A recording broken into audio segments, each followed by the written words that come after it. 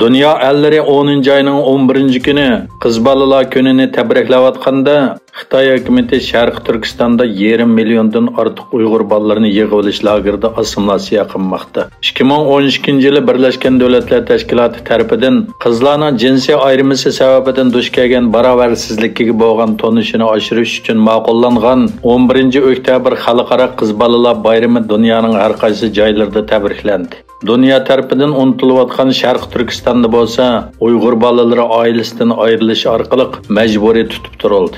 Xitoy kommunist hokimiyati Uyg'ur bolalarini ota-onasidan ayrilish bilan bo'ldi qilmasdan, hatto ularni xitoylashtirish uchun Xitoy o'lkalariga yo'tkadi. Angliya elektronlik istixborot idorasining direktori Jeremy Fleming Xitoyning kun sari kuchayayotgan iqtisodiy kuchi va texnik ta'sirining dunyoning kelgusini belgilaydigan bexatarlik tahdid ekanligini o'tirib qo'ydi.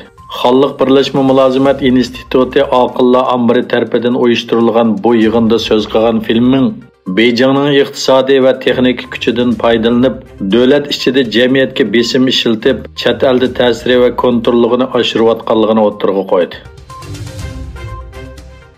Aqsaray Davlat Bexatarlik Kengashining strategik aloqa direktori John Kirby Rossiya prezidenti Vladimir Putinning yadro quroli yoki keng ko'lamli qirg'och qurollarni tanlag'uchi to'g'risida hech qanday alomat yo'q dedi. Rossiya prezidenti Putinning yadro qurollarini ishiltish tahdidi G'arbda inkas paydo qilgan bir paytda Amerika prezidenti Joe Biden Rossiya rahbari Putinning bayonotini Kuba boshqaradigan bomba krizisidan buyon duch kelgan eng chong xatar deb tasvirlagan va Putin chaqchaq qilmadi degan edi.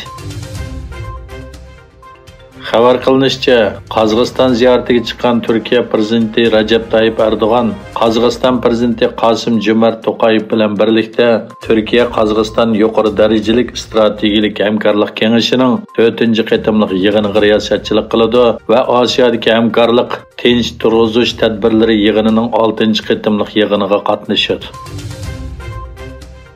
Egilishicha, o'tgan 9 oy ichida 1631 nafar rus Qirg'izistonda Qirg'iziston davlat tavalligiga iltimos qilgan. Raqamlik taraqqiyot ministrligi nopis tizimlash bo'limining boshlig'i Nursulton Sardarbekov muxbirlarni kutib olish yig'inida bu yilning 5-dan buyon 19258 nafar Rossiya fuqarosining Qirg'izistonga kelganligini aytdi.